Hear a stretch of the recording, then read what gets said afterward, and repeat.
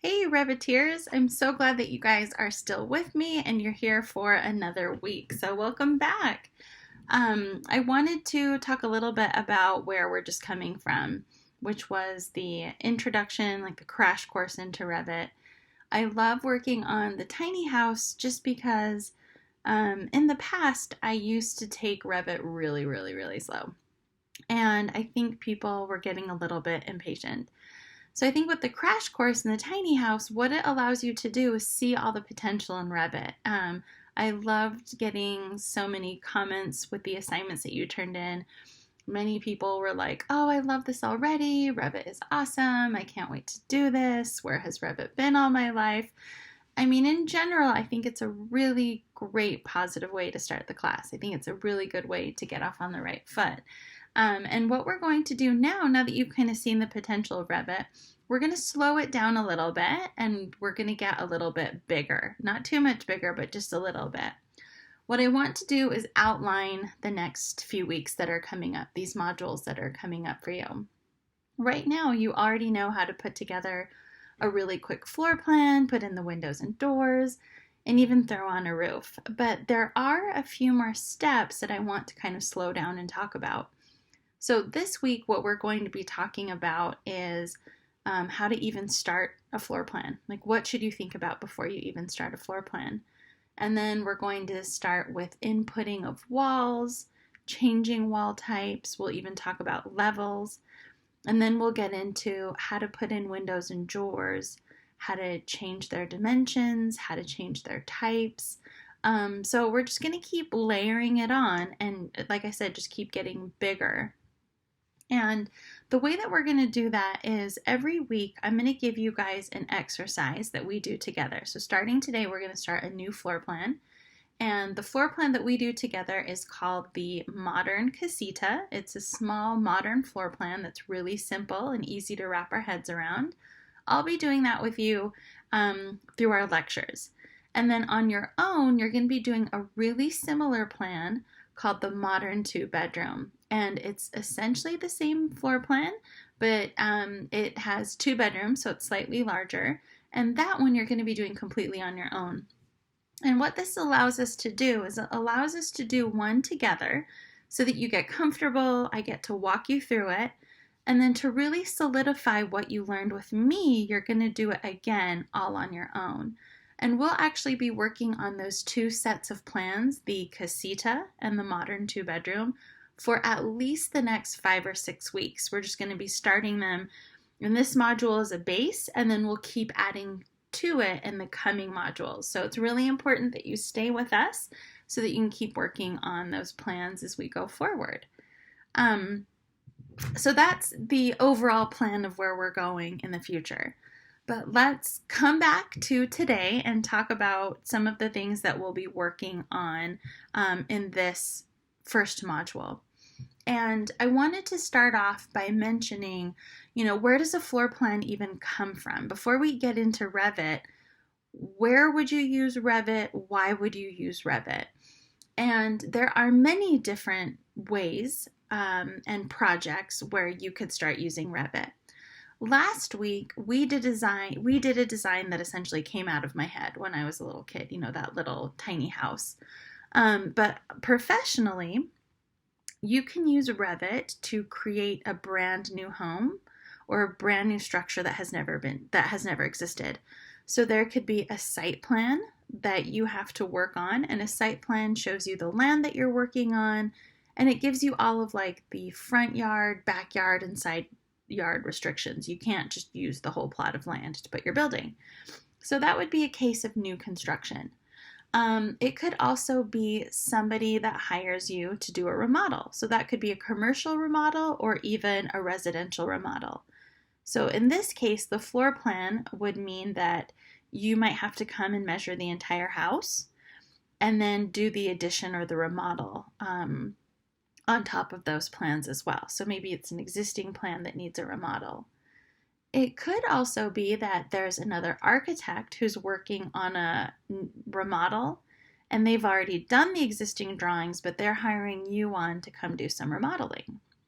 It could also be that another architect or contractor already has the plans and they're hiring you to come in and do some details for them as well. So do you see that there are several different ways for you to actually jump into Revit and start a project? The main point that I'm trying to drive home is that there will be times where you have to start the drawings from scratch. You have nothing. And that could mean that there's already a building standing, but you don't have plans to go off of. They've lost the plans. So you have to go through and measure everything and make what's called existing drawings and start there. Or it could be that somebody has those existing drawings and they hand them off to you. And then the other scenario is that you come up with a beautiful design that you want to put from maybe pencil right into Revit. Maybe you're so comfortable with Revit that you immediately start designing with Revit. Or again, it could be that it's a new design that maybe an architect like myself is working on, and then I hire you to come in and help do those interior design details. But it's important to know what you're starting with, because that will kind of determine what kind of plan set that you might want to use. Excuse me for just one moment. Oh, the joys from working at home. Twitch, everything's fine. Everything's fine. Pardon me for that little interruption. But what I was trying to, summarize again is that it's important to know where your plans are coming from and your role in them. Are you designing everything?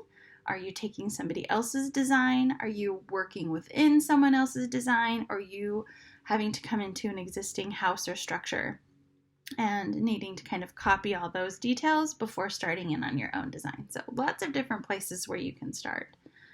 And once you have that established, then we want to start thinking about how to approach the project in Revit. And what we're going to be going over extensively in just a moment when we actually hop into Revit, these are the things that I like to go over. The first thing that I always think about is, what template do I want to start with, or what drawing do I want to start with? So for example, if an architect is already working in Revit, then you hop right into their Revit model. If an architect or designer is already working in CAD, then there's a way to import it in. But if you're starting your own Revit project, we have a series of templates to choose from. And so the first thing to think about is, which template do I want to use? And that template could either be architectural or it could be residential. Those are the two that we work with, architectural or residential. For our modern casita and casita and the modern 2-bedroom, we're going to be using the residential template. So that'll be one of the first things I teach you. So again, the first thing to think about is, what template, if any, do I want to use? The second part that I want you to think about before you even start going into Revit is, what types of, what are the levels of the structure? So is it going to be a 1-story, 2-story? Does it have a basement? Does it not have a basement? It's important to think about that before you start working. Now, let's say you don't know, or it could change in the future. That's okay. Revit is actually really flexible when it comes to making changes. So it's okay if it changes, but it's important to think about that stuff before you start. So far we've gone over what template, how many levels, and then the next thing is kind of a 2-part thing. What types of walls are you going to use? So do you know the construction of the walls? That's the overall question. And what will the heights of those walls be? So that kind of ties into the levels. So first, what are the levels? How many will you have? And then what are the heights of those levels or walls? And what will the construction be? Now remember, you don't have to know everything off the bat, but it's just important to recognize that, okay, I don't know it. Let's use a generic wall for now. Okay? And then what I would consider the last thing to think about is, where are you taking your measurements from? So for example, you can see that I'm in a room. You're sitting in a room right now as well, I assume. So when you're in a room, if I were to take, I have this really nice laser pointer that I use to measure my space. But if I were to use my laser pointer, let me pretend this is the room, from the inside, if I measured it from the inside, let's say I got an interior measurement of 15 feet, okay? So that's an interior face measurement. It means I'm taking it, can you see a wall? Oh, this is like what meteorologists have to go through in Vanna White. There's a wall, okay, there we go. So you're taking it from the inside face to the inside face, 15 feet. Now, if I didn't have access to the space that I was measuring and I had to measure from the exterior face, how would those measurements be different? So you might not know exactly, but just think to yourself, would those measurements be bigger or smaller than the 15 feet? Hopefully you said bigger because these walls have thickness to them. So if the walls have thickness, you have to add those dimensions as well. So to make life easy, if the walls are 6 inches thick, if I have 2 walls, then where I used to have 15 feet, I add 6 inches on each side, I have a 16-foot exterior face dimension. So that's important to know. Are you measuring it from the inside or the outside? And again, in just a moment when we hop into the lecture, we'll go into this in a lot more detail, but that's what I want you guys to think about when we start. So one more time from the start, the first thing is to think about the template. What template are you going to use, if any? If you are going to use a template, are you going to be using the architectural template or the residential template? The second thing that I want you to think about is what types of levels are you working with? So is it just one floor and a roof, or is it a basement, a second level? What types of levels are you working for? And then adding on to that, when you make the levels, what are their heights so we can start coordinating the walls?